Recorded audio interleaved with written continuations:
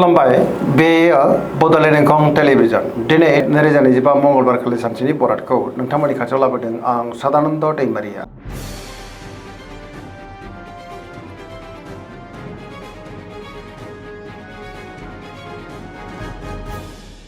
सिगां फरायनो लादों मेष राशि गिबि हांखो अ ल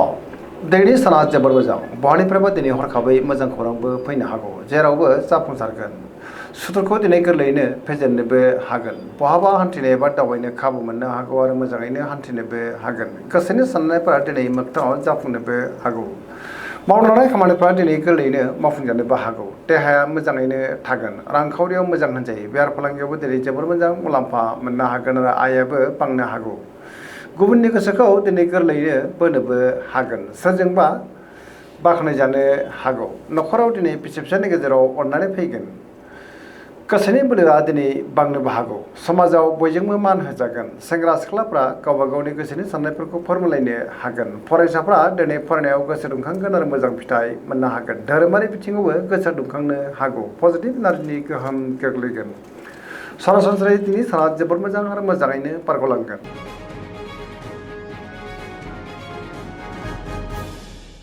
वृष राशि गिबि हांखो इ उ ब दिनैनि साना मोजां आरो गाज्रिनि गेजेरजोंनो बाबेलांनो हागौ गोसोआव गोनो गोथो साननायबो फैनो हागौ गावनि गोसोनि साननायखौ दिनै गुबुननो फोरमायनो गोब्राब जागोन माबा मोनसे जेंनाजों मोगा मोगि जानांनोबो हागौ गोसोनि साननायफ्रा टेबर नांगोन मावनो लानाय खामानिखौ मावफुंनो हायोब्लाबो माबा मोनसे गोरोन्थिबो मावफ्लांनो हागौ समाजाव मानहानि जानांनोबो हागौ रांखावरियाव बारा मोजां नङा नाङा फाङा खरसाया दिनै बांनोबो हागौ बेफार फालांगियावबो बारा मोजां नङा होनजायो देहाया दिनै मोजाङैनो थागोन अब्लाबो नाथाय जानाय लोंनायाव सांग्रां जानांगोन सोरजोंबा रायखुमाजानोबो हागौ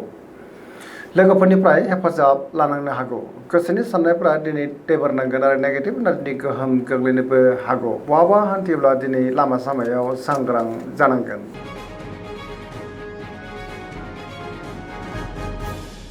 मिथुन राशि गिबि हांखो क स दिनैनि साना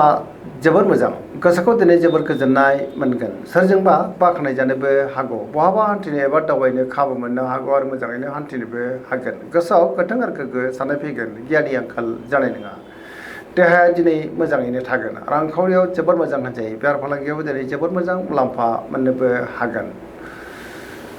गोसोनि बोलोआ दिनै बांनोबो हागौ सोरबा लोगोजों बाख्नायजानोबो हागौ गुबुनजों मोजां सोमोन्दो लाखिनो रोंगोन लाइमोनफोरनि गोसोआ दिनै जोबोर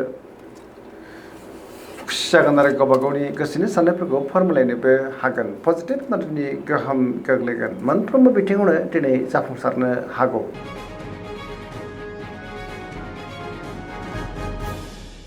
कर्कट राशि गिबि हांखो ड ह दिनैनि साना जोबोर मोजां गोसोनि साननायफ्रा मोगथाङाव जाफुंनोबो हागौ सोरजोंबा बाख्नायजानोबो हागौ गोसोखौ दिनै जोबोर गोजोननाय मोनगोन गोसोनि बोलोआ दिनै बांनोबो हागौ मावनो लानाय खामानिखौ थि समावनो आरो गोरलैयैनो मावफुंनो हानानै गोसोआव दिनै जोबोर गोजोननाय फैगोन रांखावरियाव मोजां होनजायो बेफार फालांगियावबो दिनै जोबोर मोजां मुलाम्फा मोननो हागोन पजिटिभ एनार्जिनि गोहोम गोग्लैगोन न'खराव बिसि फिसानि गेजेराव अननानै फैगोन देहाया दिनै मोजाङैनो थागोन बिमा बिफानिफ्राय अननाय आदरखौ मोननो हागौ समाजाव मान मोनगोन फरायसाफ्रा दिनै फरायनायाव गोसो दुंखांगोन आरो मोजां फिथाइ मोननोबो हागोन मोनफ्रोमबो बिथिङावनो दिनै जाफुंसारनोबो हागौ।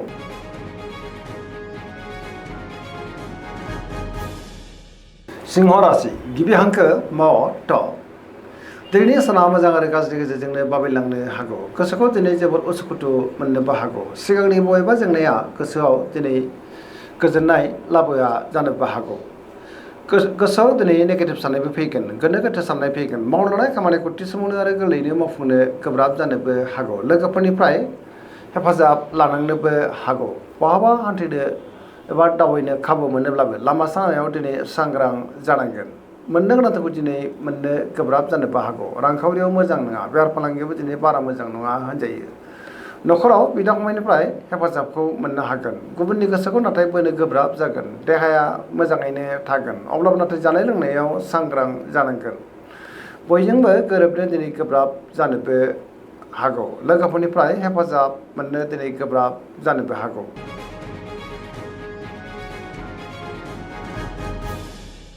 कन्या राशि गिबि हांखो प ट दिनैनि साना मोजां आरो गाज्रिनि गेजेरजोंनो बाबेनलांनो हागौ गोसोआव गोनो गोथो साननायबो फैनो हागौ गावनि गोसोनि साननायफोरखौ दिनै गुबुननो फोरमायनो गोब्राब जागोन गोथों आरो गोग्गो साननो गोब्राब जानोबो हागौ गियाननि आंखाल जानोबो हागौ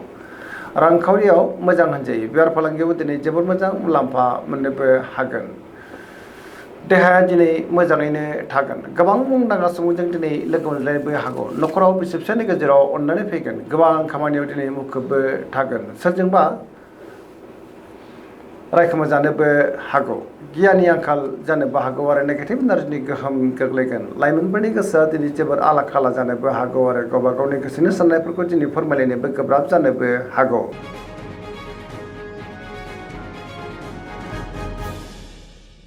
तुला राशि गिबि हांखो र ट दिनैनि साना बारा मोजां नङा गोसोनि साननायफ्रा देबार नांगोन गावनि गोसोनि साननायफोरखौ दिनै गुबुननो फोरमायनो गोब्राब जानोबो हागौ गोथों आरो गोग्गो साननो गोब्राब जागोन गियाननि आंखाल जानोबो हागौ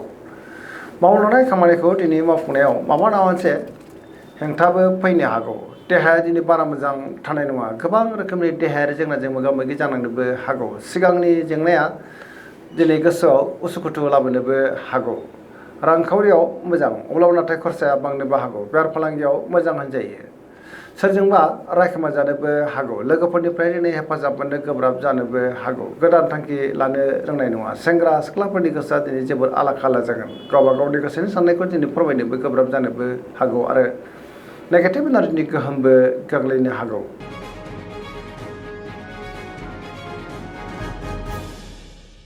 वृश्चिक राशि गिबि हांखो न स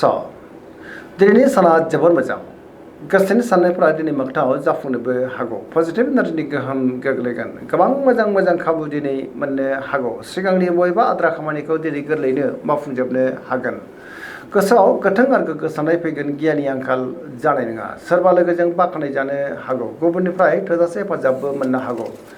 गोसोनि साननायफोरा दिनै मोगथाङाव जाफुंगोन समाजाव मान मोननो हागोन बिसि फिसायनि गेजेराव अननानै फैगोन रांखावरियाव मोजां होनजायो अब्लाबो नाथाय खरसाया बांनोबो हागौ बेफार फालांगियाव मोजां होनजायो देहाया दिनै मोजाङैनो थागोन गोबां मोजां खाबु दिनै मोननो हागौ फरायसाफ्रा फरायनायाव गोसो दुंखांगोन आरो मोजां फिथाइ मोननोबो हागोन लाइमोनफ्रा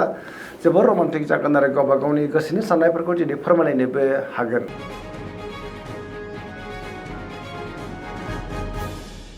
धनु राशि गिबि हांखो ढ ह भ दिनैनि साना जोबोर मोजां गोसोनि साननायफ्रा मोगथाङाव जाफुंनोबो हागौ गुबुननि थाखाय दिनै गोबां मोजां खामानि मावनानै होनोबो हागोन गियाननि आंखाल जानाय नङा माबा मोनसे मोजां खौरांबो फैनो हागौ गोसोनि साननायफ्रा मोगथाङाव जाफुंनोबो हागौ रांखावरियाव दिनै मोजां होनजायो बेफार फालांगियाव जोबोर मोजां मुलाम्फा मोननो हागोन आरो मोननो गोनांखौबो मोननो हागौ समाजाव मान मोननो हागोन बहाबा हान्थियोब्ला दिनै जोबोर मोजां आरो मोजाङैनो हान्थिनोबो हागोन देहाया दिनै मोजाङैनो थागोन गोबां रोखोमनि जेंनाखौ दिनै गोरलैयैनो सुस्रांनोबो हागोन बिथांमोननिफ्राय हेफाजाब मोननानै गोसोआ दिनै जोबोर खुसि जागोन लाइमोनफ्रा गावबा गावनि गोसोनि साननायफोरखौ दिनै फोरमायलायनोबो हागोन पजिटिभ एनार्जिनि गोहोम गोग्लैगोन सरासनस्रायै दिनैनि साना जोबोर मोजां आरो मोजाङैनो बारग'लांगोन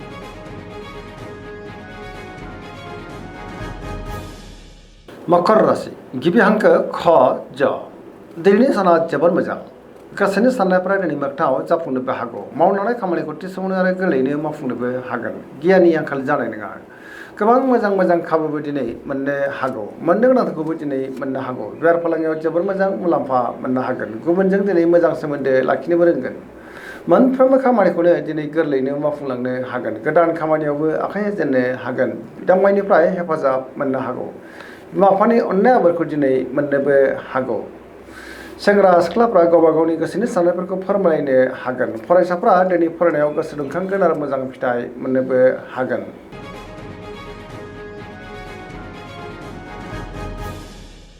कुम्भ राशि गिबि हांखो ग स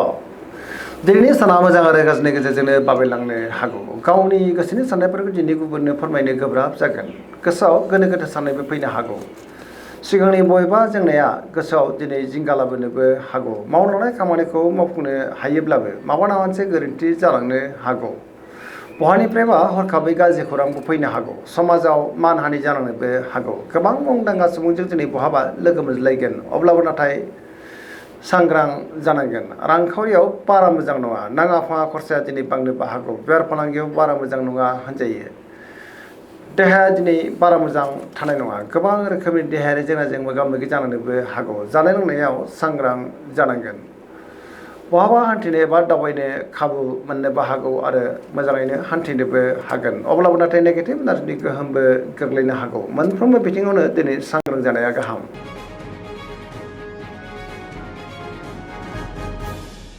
मीन राशि गिबि हांखो ड स दिनैनि साना जोबोर मोजां गुबुननि थाखाय दिनै गोबां मोजां खामानि मावनानै होनोबो हागोन गोसोआव पजिटिभ साननाय फैगोन गोसोनि बोलोआबो बांनो हागौ गावनि गोसोनि साननायफोरखौ दिनै गुबुननो फोरमायनो